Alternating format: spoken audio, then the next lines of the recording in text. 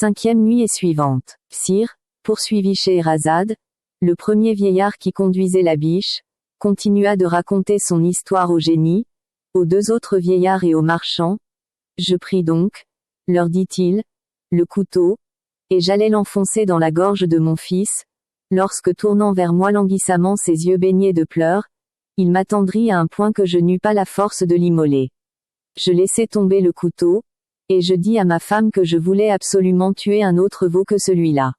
Elle n'épargna rien pour me faire changer de résolution, mais quoiqu'elle pût me représenter, je demeurai ferme, et lui promis, seulement pour l'apaiser, que je le sacrifierais au Baïram de l'année prochaine.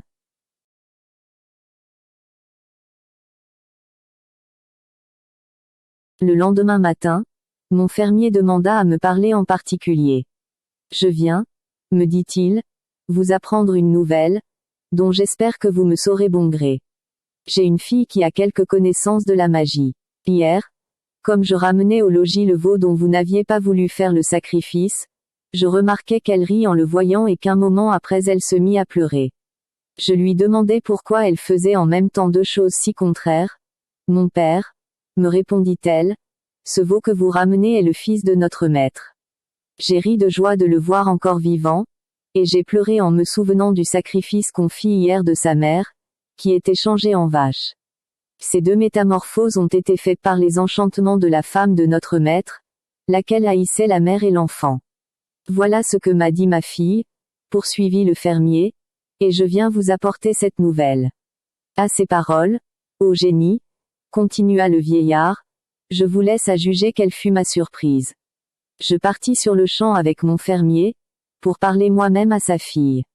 En arrivant, j'allai d'abord à l'étable où était mon fils. Il ne put répondre à mes embrassements, mais il les reçut d'une manière qui acheva de me persuader qu'il était mon fils.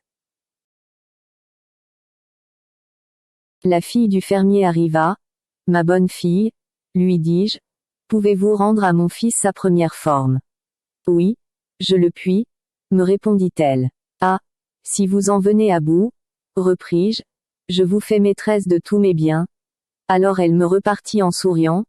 Vous êtes notre maître, et je sais trop bien ce que je vous dois, mais je vous avertis que je ne puis remettre votre fils dans son premier état qu'à deux conditions.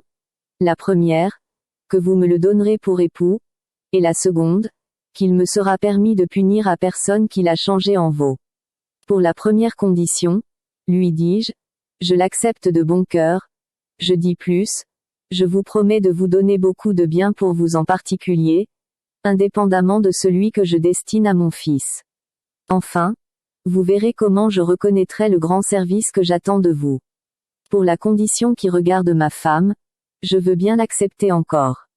Une personne qui a été capable de faire une action si criminelle mérite bien d'en être punie. Je vous l'abandonne. Faites-en ce qu'il vous plaira. Je vous prie seulement de ne lui pas ôter la vie. Je vais donc, répliqua-t-elle, la traiter de la même manière qu'elle a traité votre fils. J'y consens, lui repartis-je, mais rendez-moi mon fils auparavant.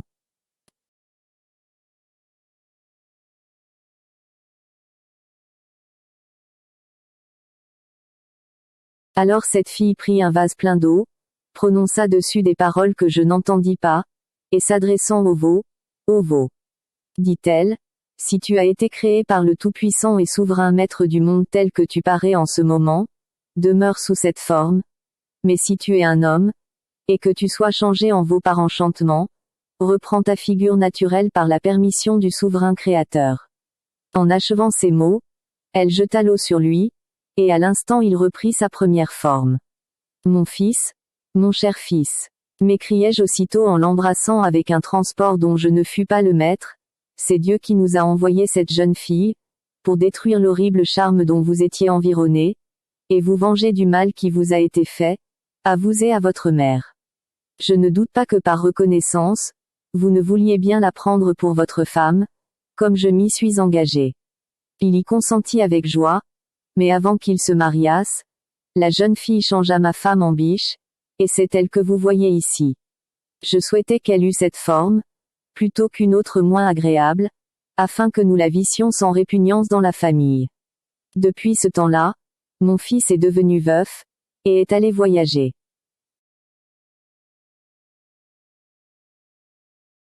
Comme il y a plusieurs années que je n'ai pas eu de ses nouvelles, je me suis mis en chemin pour tâcher d'en apprendre, et n'ayant pas voulu confier à personne le soin de ma femme, pendant que je serais en quête de lui, j'ai jugé à propos de la mener partout avec moi.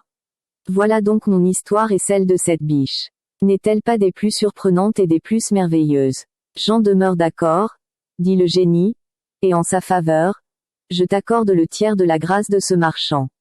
Quand le premier vieillard, sire, continua la sultane, eut achevé son histoire, le second, qui conduisait les deux chiens noirs, s'adressa au génie, et lui dit, je vais vous raconter ce qui m'est arrivé, à moi et à ces deux chiens noirs que voici, et je suis sûr que vous trouverez mon histoire encore plus étonnante que celle que vous venez d'entendre.